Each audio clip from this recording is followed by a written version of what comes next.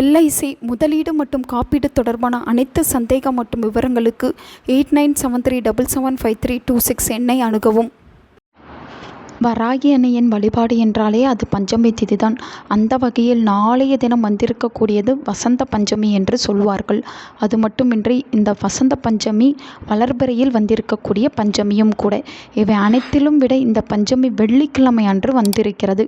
வெள்ளிக்கிழமை மகாலட்சுமி தாயார் மற்றும் சுக்கிரன் ஆகியோரின் அருள் ஆசி பெறக்கூடிய அற்புதமான நாள். அந்த தினத்தில் வராகி அன்னையை நாம் இந்த முறையில் வழிபடும் பொழுது நம்முடைய செல்வநிலை பல மடங்கு அதிகரிக்கும் என்பது ஐதீகம். அப்படி என்ன வழிபாடு என்பதை பற்றி தான் இந்த வீடியோவில் நாம் பார்க்க போகிறோம். பஞ்சமி திதியானது நாளை 23/1/2026 அதிகாலை 2:09 மணி முதல் மறுநாள் 24/1/2026 12:51 மணி வரை இருக்கிறது. எனவே நாளைய தினம் முழுவதுமே பஞ்சமி வழிபாட்டிற்காக நீங்கள் ஒதுக்கி கொள்ளலாம். வராகி அன்னையின் வழிபாட்டை இரவு நேரத்தில் செய்வதுதான் சிறந்தது. ஆகையால் நாளைய தினம் வராகி அன்னையை வழிபடுவது நமக்கு பல்வேறு பலன்களை கொடுக்கும். இந்த வழிபாடு செய்வதற்கு வராகி அன்னையின் திருவுருவ படம் அல்லது சிலை இருந்தால் அதற்கு மஞ்சள் குங்குமம் போட்டு வைத்து தயார் செய்து கொள்ளுங்கள். படம் இல்லை என்றால் 5 முகம் கொண்ட அகல் விளக்கை வாங்கி வைத்து அதை வராகி அன்னையாக பாவித்து தீபம் ஏற்ற வேண்டும். அப்படி 5 முகம் விளக்கு கிடைக்கவில்லை என்றால் 5 அகல் விளக்கை வாங்கி வைத்து தீபம் ஏற்றலாம். எப்படி ஏற்றினாலும் ஒரு நெய் தீபம் ஏற்ற வேண்டும். 5 முகம் கொண்ட தீபத்தை ஏற்றினால் அதில் சிறிதளவு நெய் ஊற்றி கொள்ளுங்கள். வராகி அன்னைக்கு நெய்வேத்தியமாக மாதுளை முத்துக்கள், கிழங்கு வகைகள், நவதானியத்தால் செய்த அடை மிளகு சேர்த்து வடை இப்படியானவற்றை வைக்கலாம். இது நாம் எப்போதும் வராகி அன்னையை வழிபடும் முறை.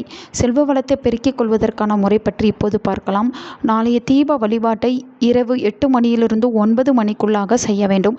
ஏனென்றால் இதுதான் சுக்கிரஹோரை. இந்த நேரத்தில் வழிபடும் போது சுக்கிரனின் அருள் ஆசி முழுவதுமாக நமக்கு கிடைக்கும். இத்துடன் மகாலட்சுமி தாயாரின் பரிபூரண ஆசையும் பெறலாம். அதற்கு ஒரு சிறிய தட்டு எடுத்துக் கொள்ளுங்கள். அதற்கு அந்த தட்டிற்கு மஞ்சள் குங்குமம் பொட்டு வைத்து அதன் மேல் கல்லுப்பை பரப்பிவிட வேண்டும். இந்த கல்லுப்பின் மீது மஞ்சளை கொண்டு ஸ்ரீம் என்ற எழுத்தை எழுத வேண்டும். அதன் பிறகு இந்த கல்லுப்பை சுற்றிலும் 6 மொச்சைப்பயிரை வைக்க வேண்டும். இது சுக்கிர பகவானுக்கு மிகவும் உகந்ததாகும். இப்பொழுது அந்த ஸ்ரீம் என்ற மந்திர வார்த்தைக்கு மேல் ஒரு அகல் விளக்கை வையுங்கள்.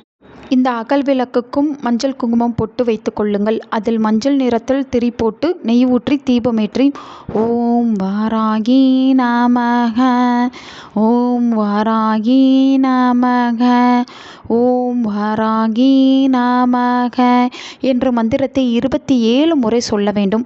அதன் பிறகு உப்பின் மேல் வைத்த இந்த மொச்சையை நன்றாக தூள் செய்து எறும்பிற்கு தானமாக வைத்துவிட வேண்டும். இந்த கல்லுப்பு மற்றும் மஞ்சள் இவையெல்லாம் பூஜை அறையில் இருக்கட்டும். மறுநாள் காலை இதை கால்படாத இடத்தில் போட்டுவிட வேண்டும் அல்லது தண்ணீரில் கரைத்து விடலாம். இந்த ஒரு தீப வழிபாடு உங்களுடைய வாழ்க்கையில் செல்வ வளத்தை பல மடங்கு அதிகரித்து கொடுக்கும்.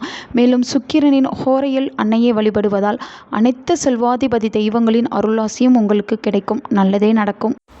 உங்கள் நண்பர்களுக்கும் உங்கள் உறவினர்களுக்கும் இந்த வீடியோவை ஷேர் பண்ணுங்க. அவங்களும் இதை பற்றி தெரிஞ்சுக்கிடட்டும். ஆன்மீகம் டிவி தமிழ் சேனலை சப்ஸ்கிரைப் பண்ணுங்க.